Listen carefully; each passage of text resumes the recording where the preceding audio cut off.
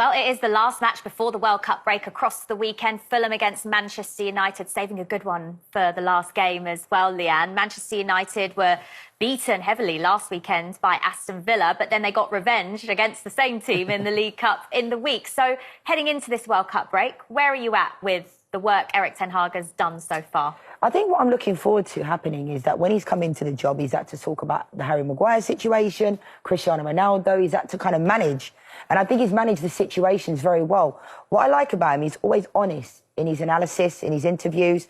I think he's going to push the players. And I think tactically this year, we look like we know what we're doing. Manchester United look like they know what they're doing. They look like they have a game plan, because I think for the last 2 or 3 seasons, you couldn't quite tell what the Manchester United philosophy was. You know, are they playing with wing-backs? Are they playing with a 3? Are they playing with Marcus Rashford down the middle? And it was almost like there was no consistency. No one could tell, could they? What type of team Manchester United? Inconsistent. But I think he's brought that.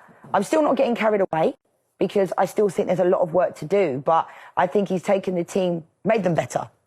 I mean, it couldn't have got any worse, could it? After Ralph Rangnick, I don't think he did an amazing job. But I just feel like sometimes the players have to step up as well. And I think players like Luke Shaw seem to get better when they're under a little bit of pressure. When Alex Telles came to the club, Luke Shaw got better. Then Malacia's come. Luke Shaw seems to be playing some of the best football I've seen him play, and it's obviously good for England. So I'm not getting carried away, but I think he's progressed the team, and hopefully he can stop having to talk about players like Cristiano Ronaldo and Harry Maguire and just manage the team that's in front of him. How convinced are you by what he's done so far?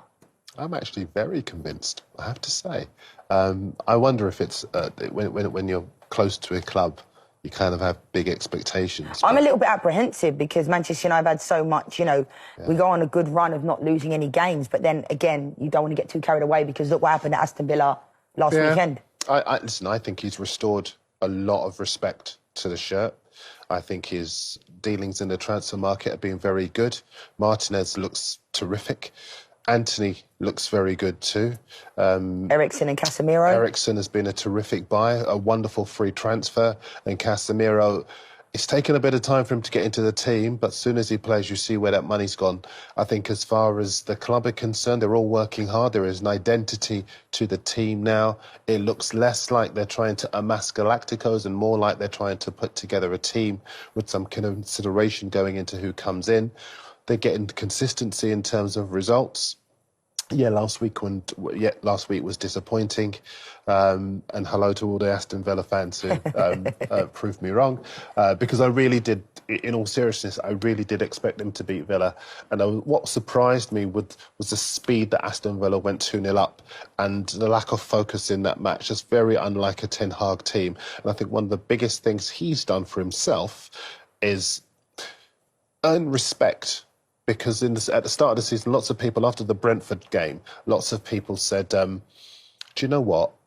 We think he might stay, he might be Erik 10 months rather than Erik ten Hag. But I think as far as he is concerned, he has really restored that respect that he had earned from his previous job.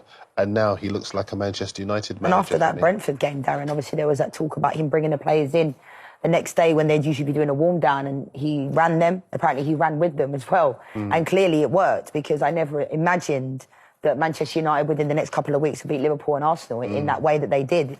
Nobody ever saw that coming. So I like Ten Hag, but I'm still, you know, not getting carried away too much, because I want to see more. Garnacho's been brilliant. Yeah. Absolutely brilliant. I mean, he obviously was there before Ten Hag, but he's given him that chance. And also Rashford. I mean, but lots of people have written off Rashford, and now he looks back to the player he used to be, and he's earned a World Cup, a place in the World Cup squad as well. His confidence is coming back. That's down to that man as well. I think they're serious top 4 contenders. OK, what about Fulham? How much of a threat will they be to United this weekend?